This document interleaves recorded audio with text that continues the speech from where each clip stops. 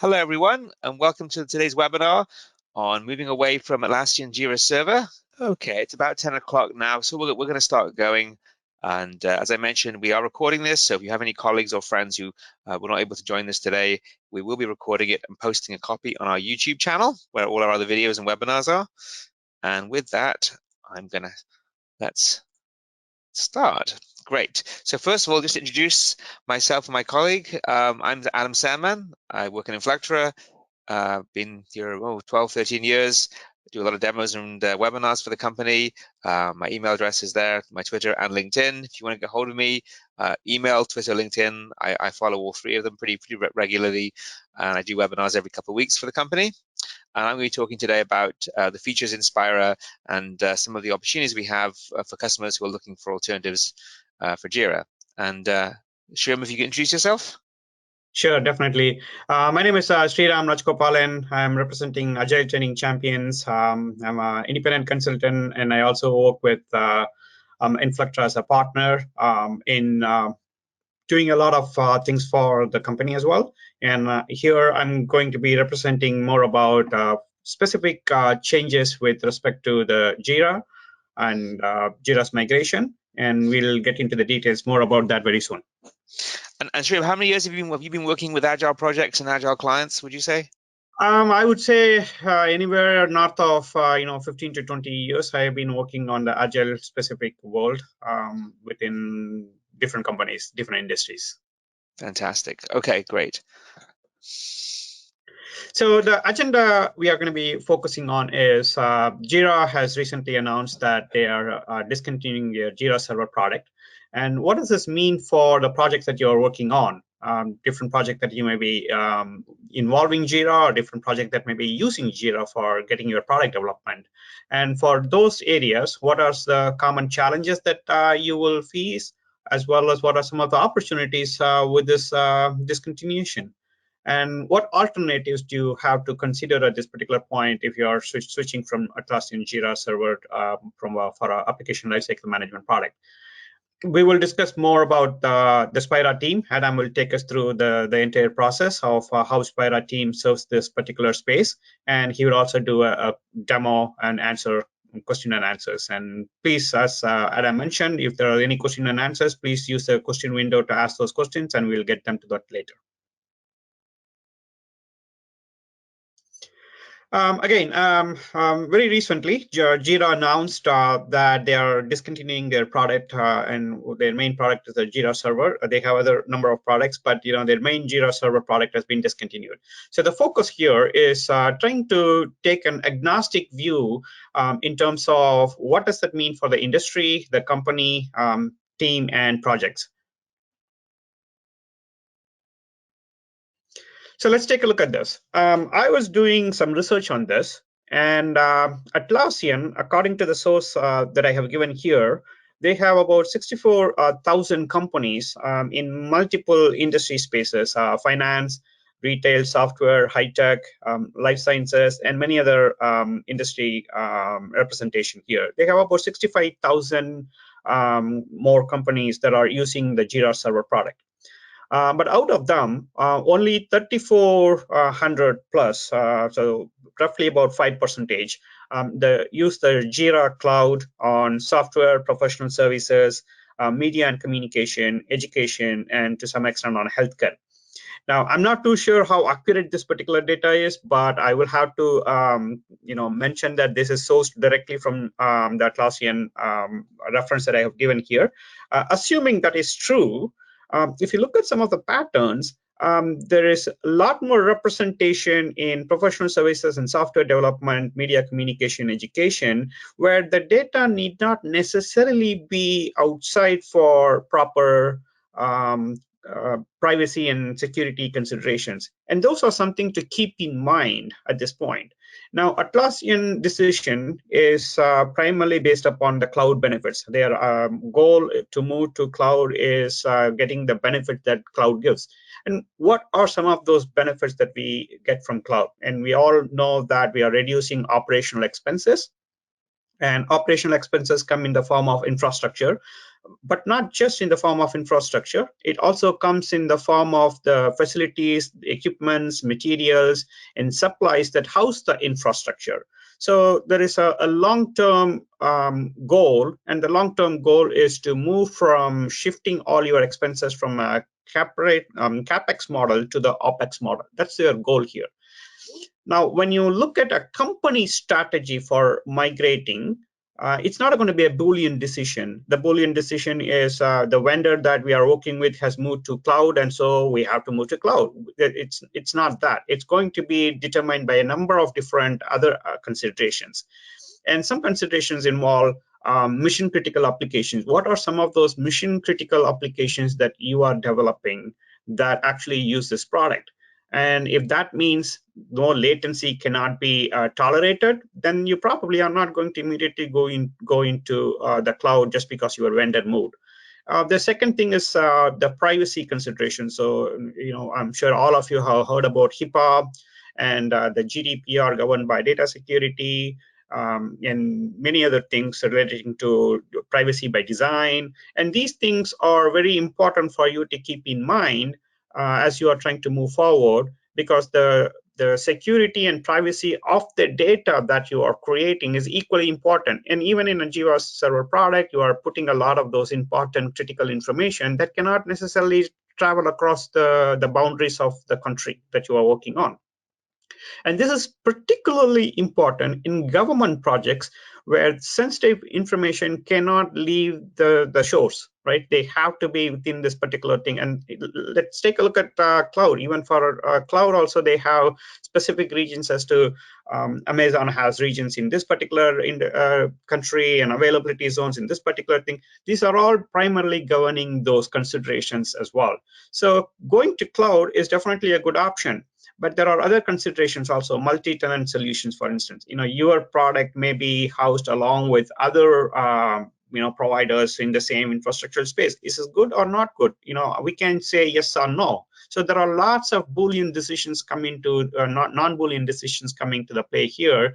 And so we can give control to the vendor to say, the vendor moved to this particular strategy, so we have to move to this particular strategy. So you as a company have to make your own choice as to how to move forward. And the project can have a lot of impacts too, the project that you are working on. Right now, risk has materialized. What is the risk? Risk is both an opportunity as well as a threat. And in this particular case, a risk has materialized. Your vendor has come and said, this is our choice, and we are going to move forward this particular approach. And you may have to now change some priority of work that you are working on. So your product backlog is going to change. The prioritization of what you are trying to do has to change. And if we don't do that, then we are going to put ourselves at a competitive disadvantage, because we are not going to release the product features that our customers want just because the vendor that we are working with has moved to a different solution. We cannot jeopardize the features and functionality that we want to release as part of our product to our customers, right? So these are something that we have to keep in mind in terms of how we move forward. So yes, Atlassian has made a decision. Now company strategy has to come into play for migration. And then you are beginning to look at some of the things that you have to do from a project perspective. And let's take a look at Jira Server product per se. At its core, it started as an issue management, bug tracking, defect management process. That's issue management. And Atlassian business model has just added additional products by exposing their API to other companies, and other companies have developed their own products. So project management capabilities like Jira Agile and things like that have been added on.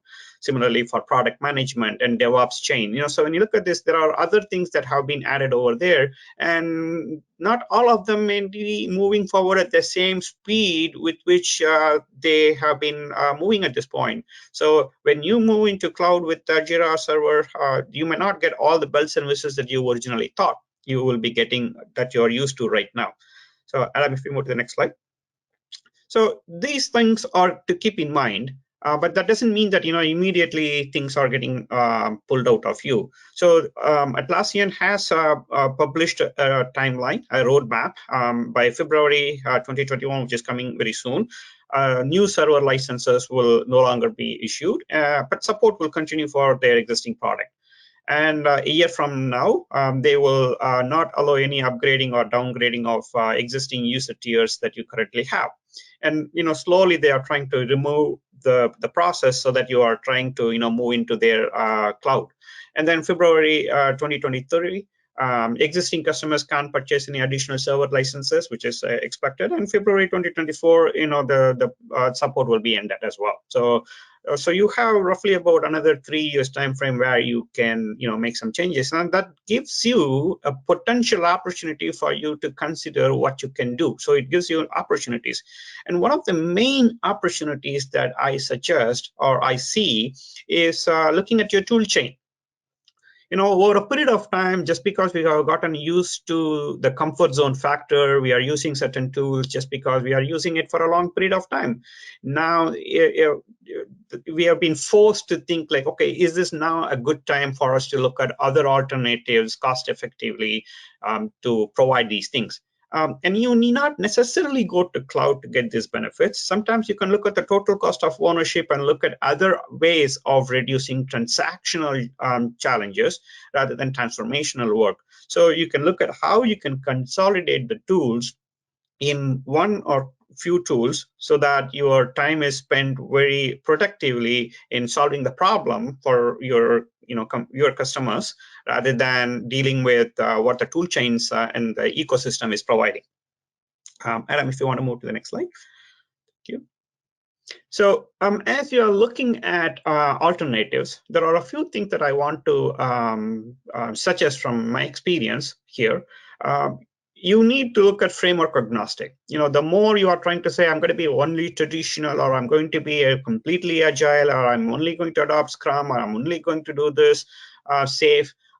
So then you are not going to be getting the help that you really need, because different teams will be using different initiatives, different frameworks, and you need to be able to support that. And there needs to be minimal learning curve, proper amount of training, and the user interface should be really looking good and clear, and you are able to understand this and not like a cluster. And there needs to be bi-directional traceability across all artifacts. So from the source of truth, from an idea to the closure in the form of binary that has actually been shipped, you need to have bi-directional traceability. So I should be able to come down and say, this particular feature was this particular requirement or user story. From here, I created these test cases. From here, I created these testing, and this code is associated with this. The release or the branch of the code that is associated with this is this, and the binary that I pushed is this. So there needs to be a bi-directional traceability, and then the tool should also allow the collaboration between business and technical stakeholders. So I should be able to, as a project manager or Scrum Master or Agile coach, I should be able to go and look at it from one aspect, and I shouldn't be going to a different tool because I'm now a developer, or I shouldn't be going to yet another tool because I'm a tester. So there needs to be a single source of truth. And we need to drive these things with multiple options, on-premise option or a hybrid option, or a complete cloud, and integration with other tools and ecosystem that you currently have. Some tools are good for you and you want to integrate with them, and the dashboards and the multiple types of views that you are trying to get, those needs to be present. And it should be actually supporting your compliance and audit protocols, whatever your audit protocol, whether it is Sarbanes-Oxley or GDPR or whatever it is, then you need to be able to support get that support from the tool. And custom considerations, I want to make small incremental changes to add some custom property, or an additional drop-down box, or reporting. Those things should come out of your box as well, as much as possible. And support for concurrent users, price sensitivity, and having a robust support team who is able to provide you the support that you need. These things are all very important considerations to keep in mind before you move forward with any application lifecycle management tool. With that, I would like to transition to Adam to discuss about Spira, but one ecosystem issue that I want to talk about. So if you move to the next one. So this is the main thing that I was trying to say when I say product ecosystem. So when you are moving from Jira Server, it's not one tool you are migrating away from. You are migrating away from a ton of tools. So all these tools may not necessarily be immediately moving forward into the cloud. So you have to reevaluate your entire tool chain to see how much of a technical debt that you have already accumulated, and is that technical debt really worth? So you have to take a look at this. So examples, HipChat is no longer, being supported by the Atlassian marketplace. There are other tools that I can go into details, but such an important consideration for the retooling of the tool chain has to be considered before you start moving into this new tool that you want to create. Because if all the technical debt, if you are going to put it in another tool that you are moving forward, then you are not really getting the benefit of the tool that you are trying to migrate to. So you need to keep all these things in mind as you are evaluating the considerations. And I will now move to Adam for taking over to the next step. Great, thanks, Sriram. Appreciate that. So up until now, we've been focusing a lot on the decision that Atlassian has to discontinue the server product. And so you listening to this presentation have obviously some choices. And so before I jump into Spira Team, which is our alternative, I just wanted to quickly mention that, definitely, do your due diligence, as Sriram mentioned. Look at the alternatives. Look at what you're using already. Look at tools that maybe you're already using for code management or development or testing. You may already have other tools. And you may decide that going to the cloud or data center, which is the alternative Atlassian products, will make sense for you. So that's all. Those are all valid decisions. From now on, the focus of this presentation, though, is going to be giving you some more insight into the Inflectra tool suite and product suite, which a lot of customers may be using already with Atlassian. So we have many customers using our products with the Atlassian tool suite and the Microsoft tool suite.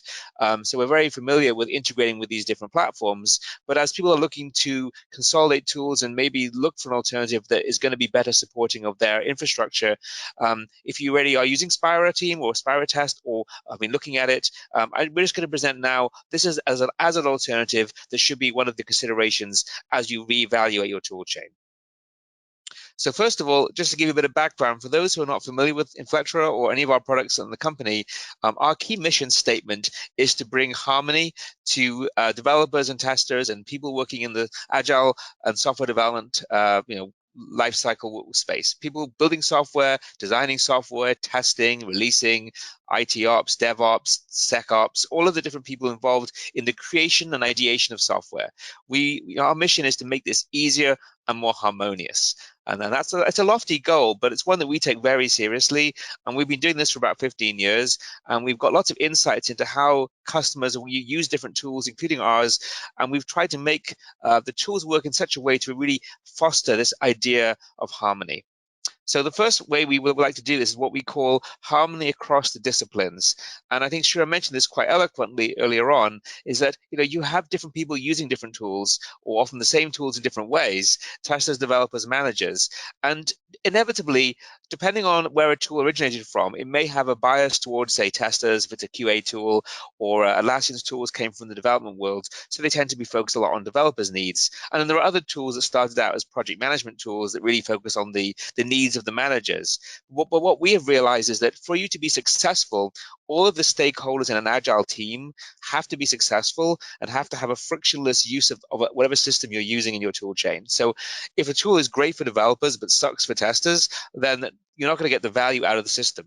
Similarly, it might be the best thing since sliced bread for a manager to use, great reporting and great dashboards, but if it's such a pain to enter data that the developers don't put in their time cards or don't put in their information, and testers do all their testing on Excel sheets because it's so painful, then the data that the managers have is worthless. So you have to ensure that whatever you choose, whether it's a single tool or a suite of tools, it's going to make life easy for the different communities in your agile teams. So that to us is the harmony across the disciplines.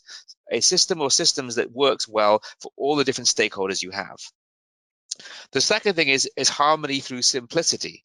Simplicity to us is not about it's simple, because a very simple tool would be Bugzilla. It's a very simple bug tracker. It's incredibly simple. But once you start trying to do more than bug tracking with it, it gets incredibly complicated because you glue it together with 6 other tools. So simplicity for us means that a set of tools or a single tool or even a suite of tools that when you use them, you can turn it on and be productive right from day one.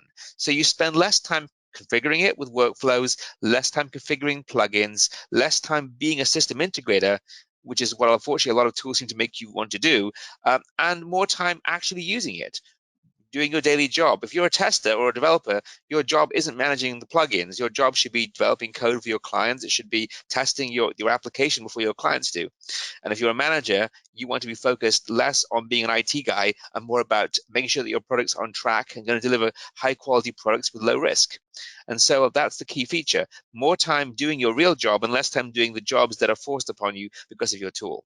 The best tool is the invisible tool. I mean, any tool that you use that you don't know you're using is obviously the right one.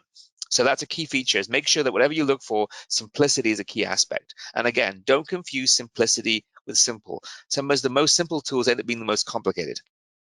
And then the last area we call harmony is what we call harmony across ecosystems. And this is very important to us because when we started out, Atlassian was again, I had Jira. I think Confluence had just been released. At this point, Azure DevOps and TFS didn't even exist. No one had heard of ServiceNow, Salesforce, GitLab. Most people were using Bugzilla, Mantis, Track, and Redmine for their bug tracking. Everyone was using Subversion for source code or CVS. And now as we look, 14 years later, the world is somewhat different. But what is always true is that teams will need different tools to work on different projects. That's just a fact of life. Some tools are going to be better oriented towards certain types of technology and certain types of business. Salesforce is really good at CRM. ServiceNow is really good at IT service management. If you're doing a Microsoft development, you may be using Azure DevOps. If you're working heavily on open source or cloud, you might be using GitLab. So we have designed our platform to integrate well with all these different tools and different platforms and infrastructures. And not only to be able to integrate with it, but integrate with it in parallel. So a single organization can use our products and they can have different teams using all of these different tools at once, and we will integrate and bring them all together for you. So that way it doesn't have to become a false choice between Microsoft or non-Microsoft. It all works well together. And that idea of harmony and togetherness is a key aspect. So that's a little bit about what drives us as a company and why we think our products are unique. Let's talk a little bit about what the tools are. And today we'll be focusing on one of them. But before we do that, I want to introduce the platform that we have. So we have our Spira platform, which is our ALM, Application Lifecycle Management platform. It comes in 3 editions, from Spira Plan, which is for the largest companies doing large-scale program and portfolio management, Spira Team, which we'll be focusing on today, which is really the team-level application lifecycle management tool, teams and programs. Spira Plan is for bigger than that. And then Spira Test is our QA-oriented solution, which is really good if you've got a dedicated QA team that isn't doing development by themselves, but needs to manage the QA side in a more standalone way. We also have Taravault, which is our core source code management and DevOps platform for managing Git repositories and doing pull requests and all of the CI side of things. We have an automation tool called Rapise, which is good for process and test automation, whether you're doing robotic process automation or test automation, mobile web services, APIs, Rapise is the tool for you. And then lastly, we have some additions that are very useful for specific user communities. We have our Spira Capture exploratory testing add-on and Chronodesk, which is our IT service management and support help desk tool. But as I mentioned, even though we have our own help desk tool, we also integrate with ServiceNow, Zendesk, and Salesforce. So let's talk about Spira Team in a bit more detail. This is going to be the focus of my presentation and also on the live demonstration. We'll be looking at Spira Team and we'll be focusing on how you can use it for agile projects, waterfall projects, how you can use it to manage your development in QA, and how you can use it to manage your source code and DevOps. So some of the key features, which Sriram alluded to earlier on, Spira Team was designed right from day one to have traceability out of the box, from requirements and ideas all the way through to the tasks done by developers, the tests, the QA activities, the DevOps, the builds, the pipelines, the code, and the code changes, all the way back to the original requirement. And so you can go from an individual requirement. The system needs to be an individual, goal of the business. We need to be able to have an account management tool all the way down to the lines of code to implement that feature. And you can track when things go wrong. What is the business impact if something goes wrong? Because you can see exactly what goal it's impacting for the business. We've designed the system for data privacy and security baked in. And we'll talk a bit more about that when we get into the cloud hosting versus on-premise questions that will come later. Another key aspect is that we designed it to be cross-discipline. Spira Team, in true with our methodology and our approach about the harmony across disciplines, focuses on requirements, tests, code, defects, and plans all in one place, all seamlessly integrated without the need for plugins. We also then scale up for program and project management when you need to for larger scale initiatives. And we do support both agile, waterfall, and even a hybrid of the two. And you can even mix and match. You can have some products that are fully agile and others that are fully waterfall. You can have some that are hybrid, and then you can have programs that are a composite of a mixture of agile and non-agile projects all integrated together and rolling up their data. And then lastly, we talked about this integration is so key that no one's going to have the tool for every single need you have. You may have different automation tools, different CI tools, different code tools, different approaches that your team is using. Integration across the entire software value chain is really important to us. And having different customers using our tools and having them work together is another key aspect. So I'll be going to the live demonstration a little bit later on, but before we do that, just to give you a highlight of some of the key features, these are the features we have for the managers. So people who are managing projects, programs, and portfolios. We have integrated dashboards, we have schedule views, we've got Gantt charts, we've got agile Kanban boards, Scrum boards. We can support scaled agile, various different methodologies. We can support waterfall, we can support hybrid. These are all built-in views that you're seeing. Everything you see here is out of the box. Nothing here requires a plugin or a third-party extension.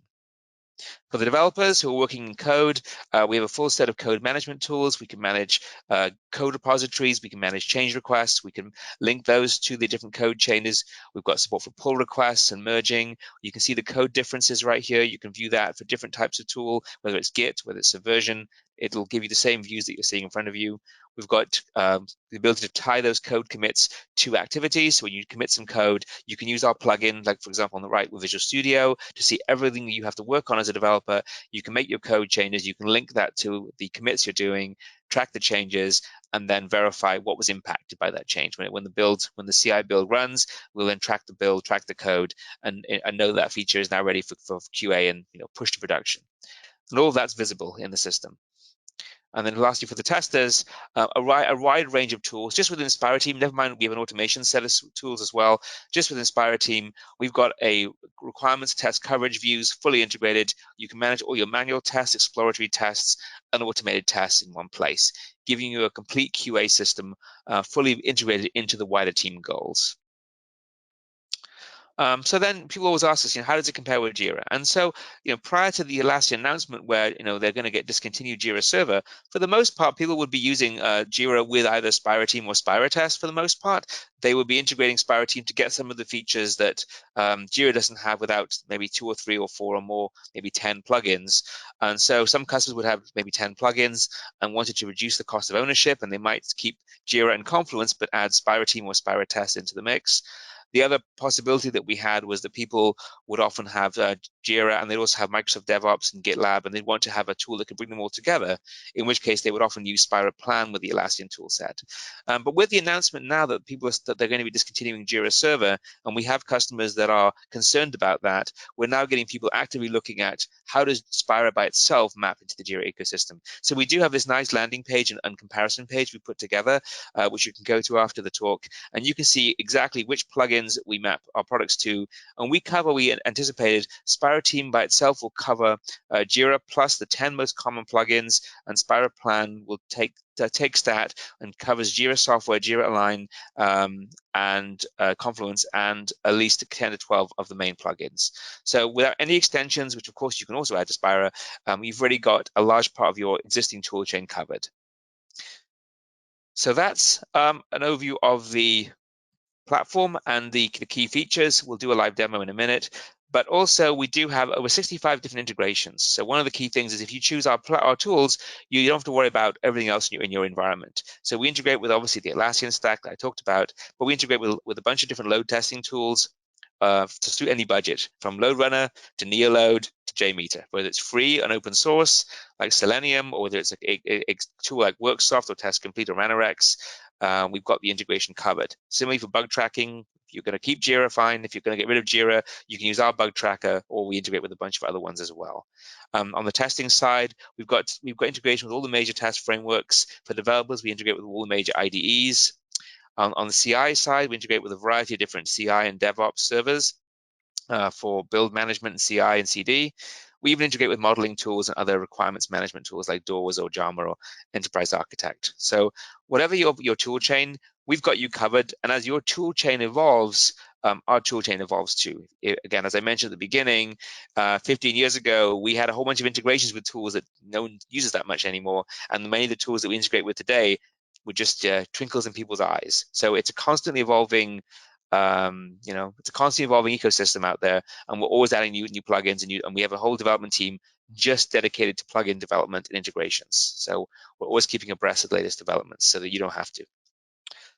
So, and then now we talk about an important aspect is hosting. So one of the things that we're very proud of is that we have maintained full compatibility with our 3 different types of deployment. So originally, and this is when we first started, same as Atlassian, we started with on-premise. So whether it's physical servers or virtual servers, VMware, Hyper-V, whatever your flavor is, you can install Spira Team on any flavor of physical or virtual Windows server. Doesn't require any special infrastructure, just basic platform, and that's going to be supported forever. We have no plans to phase that out. We're not moving you to the cloud. You can stay on premise. And the on-premise version is fully compatible with the cloud version. We also offer the private cloud option. So we have clients that they want the benefits of the cloud, but they want to be able to control the platform. So they already have AWS, they already have Azure or another platform, and they want to deploy Spira Team into their private cloud. So we support that as well. So you can deploy Spira Team into your private cloud. And then the last option, which is our cloud option, is the Inflectra Cloud, that software as a service. And this is similar to what Jira and Atlassian are doing with the Atlassian Cloud. It's basically a SaaS product where we manage the entire infrastructure, all the tiers of the architecture, and all you need is a web browser, and that's completely SaaS. One twist, though, is we do offer, first of all, different hosting options, and we maintain different privacy zones, as we call them. So, for example, if you host it in the United States with us, for your US customer, maybe you're a HIPAA-based customer, we will sign a HIPAA BAA agreement, and we will ensure your data only stays in the USA. And we have multiple availability zones in the USA. If you're in Canada, we can host it just in Canada for you. And there are many life science customers in Canada and healthcare companies that have to store the data in Canada, or government clients. And we will ensure that the data never leaves Canada either. And in Europe, we have multiple availability zones in Europe or within the EU, so that you're fully compliant with GDPR. And then for Asia Pacific customers, there are some specific challenges in the Australia and New Zealand region because of connectivity to the rest of the world is not as strong. So we have a dedicated zone there for clients in Australia and New Zealand, which gives them high performance access to the applications. And then we also have East Asia access and Asia Pacific access for both India and Singapore. Singapore is the most common for clients in the Asia Pacific region. India is very common when you have people in South Asia, or it's a client that requires the data to be inside India. There are some data privacy rules unique to India, like Australia and like Canada, where the data must stay within the country. And so we give you that option as well. So our cloud is very flexible. We're adding different regions, and we're flexible. So as we find the new needs for different regions, we will add them. For example, Brexit in the UK is a regulatory nightmare. If you read the news, one of the things that it may result in is adding a UK region, and some of our European clients may decide to relocate some of their data to our UK option. So as things have evolved, we are there ready to take charge of that for you. But the other key thing is, if you have our on-premise, our cloud, or our private cloud options, it's 100% feature parity. The demo I'll do later on is the exact same. The UI is the same, the features are the same, all the integrations are the same, and the API is 100% identical. So if you build integrations or plugins for Spira Team, you don't have to maintain 2 different versions. And that's the reason why we are able to commit to having this long-term, hybrid set of options for you, whether you're on-premise, private cloud, or public cloud. We will support you forever because we have designed the system to be able to be hosted identically in those options. And we can even transfer data from one to the other. We've had clients that started off on-premise and they wanted to go to the cloud because they, working from home and the COVID crisis meant it was easier for their IT teams. So we have people give us their data. We've moved them from on-premise to cloud. We did it within maybe an hour or two. It's very easy to do, very, very simple.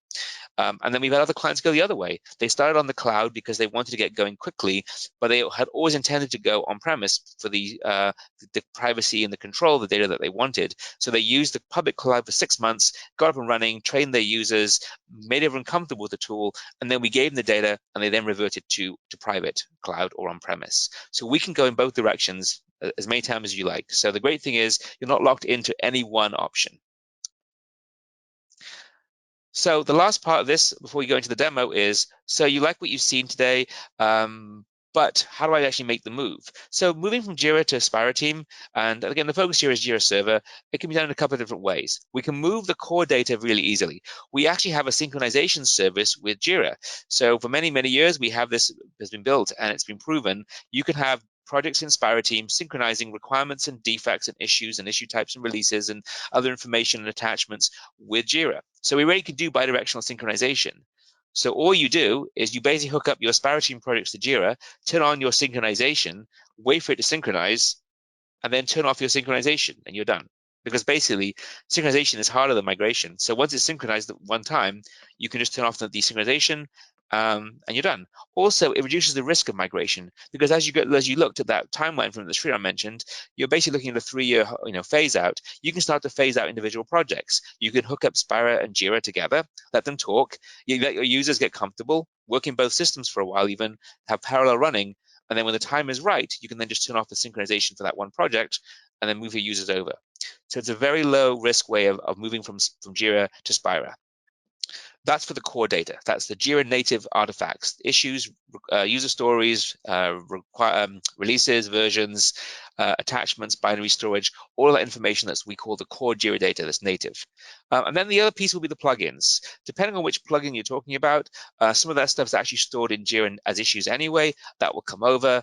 And then we have other migration tools. If you're using Jira with a third-party, for example, testing tool like TestRail, where it doesn't have a requirements or a bug tracker, it's using Jira for all of that. We have some specific migration wizards for some of these ancillary tools that either are part of the marketplace or even just third-party tools that are very commonly used with Jira. So whatever you're using, we've got some different options for you. And then lastly, we do have Excel, Microsoft Word and Excel, Google Sheets. We have some data options where if the only way you can get the data out of the Jira tool or the Jira plugin really into a flat file, we have some CSV import options, we have API options, and we have a professional services team that can even help you. But most of the customers that we have moving from one platform to Spira are using our pre-built migration tools and wizards. So those are some of the options you have for data migration. So that's the PowerPoint. Let's move into the live application to give you an idea what it looks like.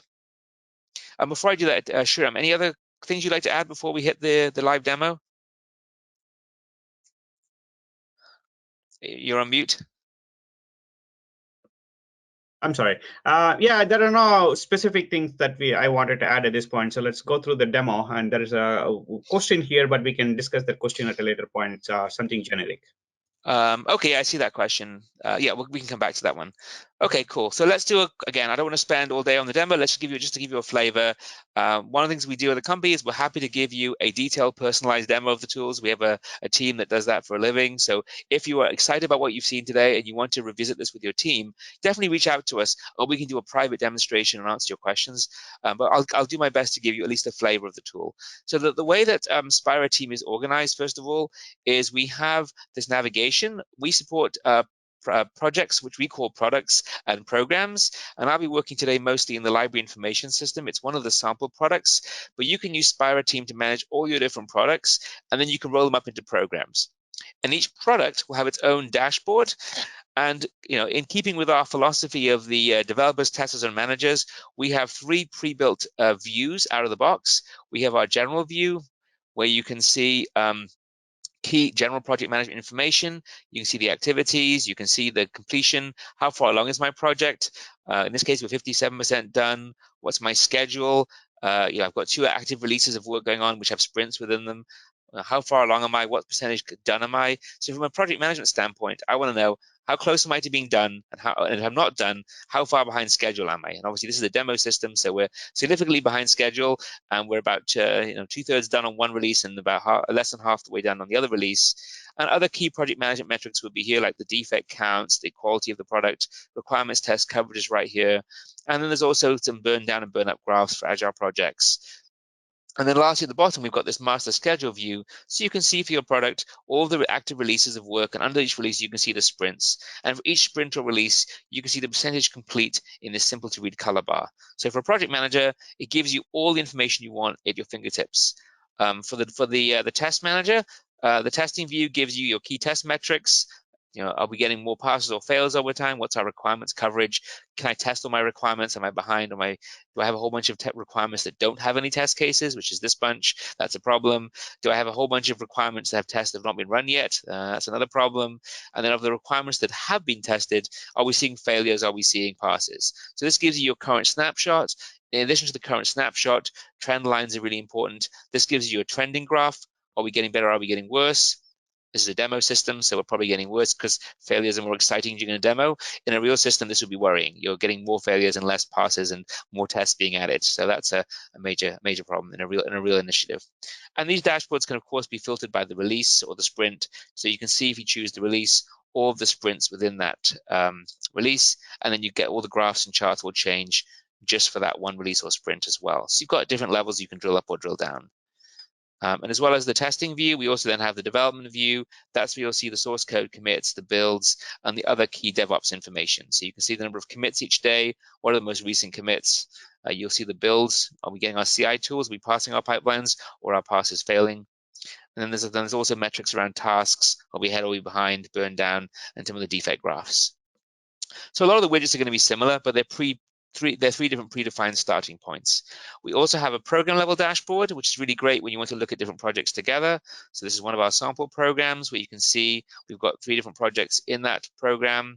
You can see the results, the builds, the completion, and again, the same 3 different views, but now at a program level. And if you choose a different program, you'll get to see some different results too. So we've got different programs in the system, and you can always see the different results.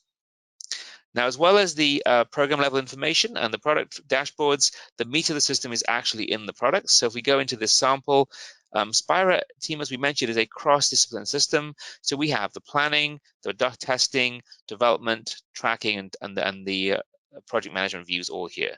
So let's start out with some of the requirements. So as Sriram mentioned at the beginning, you have different methodologies. So you may be working on a traditional waterfall project, you may be working on an agile project. So if you have a BA team, a business analysis team, they may be wanting to see requirements in a different way that you see requirements. So for example, for the QA team, you're often looking at a testing view where you can see these are all my requirements, these are all my user stories, these are my epics and features, and I can see all of these together with the test coverage that goes with them.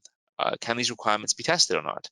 If you're the project manager, you may be more interested in this, the Scrum view or the Kanban view. Here I can see I've got my release, I've got 3 sprints, I've got some user stories, and these 2 user stories are actually exceeding the amount of time we've allocated for this sprint. We also have a Kanban view where you can view the same information by status. So we have different views in the system, and they're all configurable. And depending on your role, this may be the view you want to work in. But the great thing is, if I was to drag a requirement from plan to in progress or development, that's going to change the exact same data you see here on this view.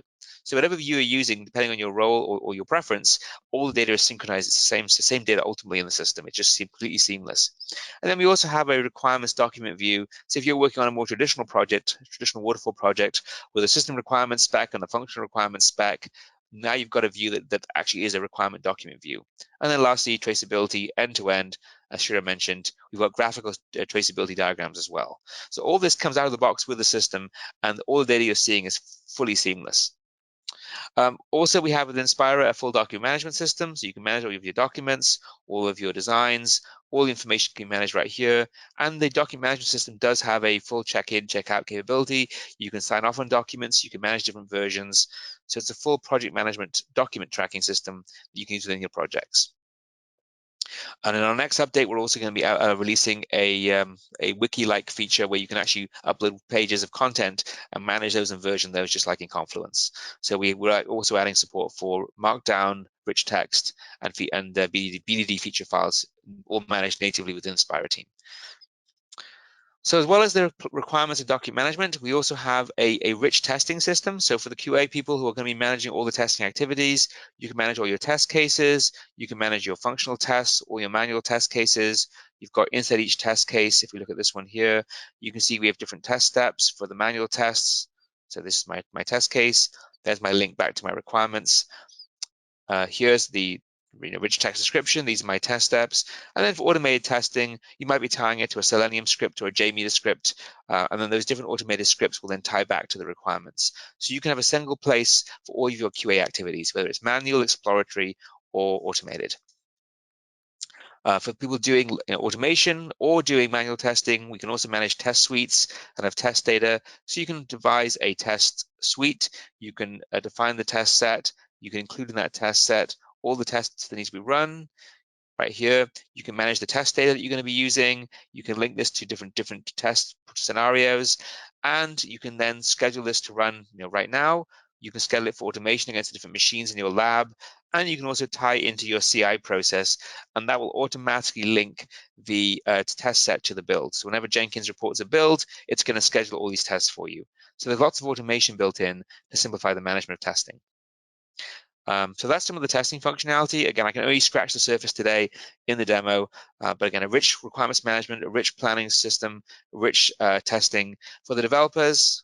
We've also got a complete source code management tracking system built in. We work with both Git, Subversion, and a bunch of other older tools. Most people using Git these days. And Spira's got native support for branching and merging. We support different methodologies. This here is based on the typical Git flow approach where you have feature branches, develop branch, and a main branch, but we support any different methodologies. And you can manage within Spira all of your source code. We can let you see the code. We can see the change history. So let's look at this one here. So it's got some more changes. So this is my current view. This is my Java file. It's got syntax highlighting. You go into the history. These are the revisions. You can see, why did we change it? Well, maybe we're fixing something. So why did we change this file? Well, let's look at revision 3. So in revision 3, we changed the file. We changed it because we wanted to implement some defects. But here you can see exactly what we changed. We changed the version number. We changed some of the properties. We can see both the old and the new version. And then if you click on the revision number, you'll see all the files that were in this revision. And you can see here, why did we change it? Well, we were fixing 2 bugs, which I can click on to bring up the bugs over here. And we're also implementing this new feature over here, this user story. So you can see the traceability from this code change to this defect, and this shows you all the other changes that were made. And this is the user story right here. And so you can see from the code, this is the code, you can see the link to the user story that we change the code to implement, and from the user story and requirement, you can go all the way back the other direction to all the defects that were found and to the code changes that were made. And also you can see which CI build it's part of. So we can see this has been deployed into production, this is deployed into staging. You can see exactly where is that user story right now. The code was committed, it was built in the feature branch, it was built in the develop branch, it's been built in the master branch, it's been deployed into production. All that's visible right here. So it gives you traceability into your pipeline right from your features. And then, of course, you can see that by clicking on the Associations tab. You can see in a summary that these are all the things that were linked. Similarly, we have a commit view where you can see all the source code commits. You can see all the different branches, and so you can browse. And the great thing here is that we've found that many times the developers are working in tools like GitKraken or Tower or GitWingit or other developer tools or Visual Studio, and they can see all the commits, they can see all the code. The testers are working on, the managers are often working directly in Spira.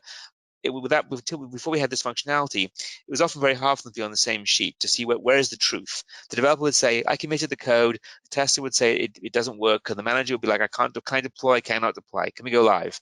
And so you've now got a single sheet of music with all the information at your fingertips. And then lastly, we have in the tracking section, we have the defect tracking. Bug tracking is where Jira first cut its teeth. We support bug tracking with customizable workflows, customizable reporting. You can see that the defects in both a traditional grid where you can filter and sort. We've also got various board, Kanban, and Scrum board views, so you can see all your defects in a board. If you click on any of the defects or issues, we do support a lot of the common things you would need from different types of defect, different workflows that you can customize with different fields. You've got watching and subscribing and social aspects built in. You've also got the ability to have custom fields that you can see right here, and rich text editing, so it's easy for people to describe a defect. You can paste in screenshots, attach documents, attach code directly from the code repositories. A very fluid environment for managing all the defects that come with your product. And of course, when defects get logged, you get traceability out of the box. You log a defect, it'll automatically be linked to the test case and to the requirement if it was done during testing. Otherwise, as a developer, you can always log a defect and link it to code, link it to a test, link it to a risk, link it to a task, link it to a user story or requirement right here in the system. So it's a single place for all the information to get managed. And then we do also have, of course, task management where you can view all the different tasks for your Agile projects. We've got task boards where you can view all of your tasks by the user story. This would be a typical task board. I can choose a release. I can then choose to see it by user story right here. These are my stories, and I can see all the tasks to go with it. So that way you can see all the tasks. I don't know if we have any in this release. Let me change release to a different one. Let's have, there we go, that's better. So here we go, there's my user story, these are my 4 tasks. So you have the different views, and then if you're on a waterfall project, you might want a Gantt chart instead. So guess what, got a Gantt chart too. So we support both Gantt charts and also Agile boards all in the same system. So whether you're waterfall or Agile, we've got a place for you. And then lastly, of course, having information is great, but you also have to get information out of the system. Spiro Team comes with robust reporting and document generation.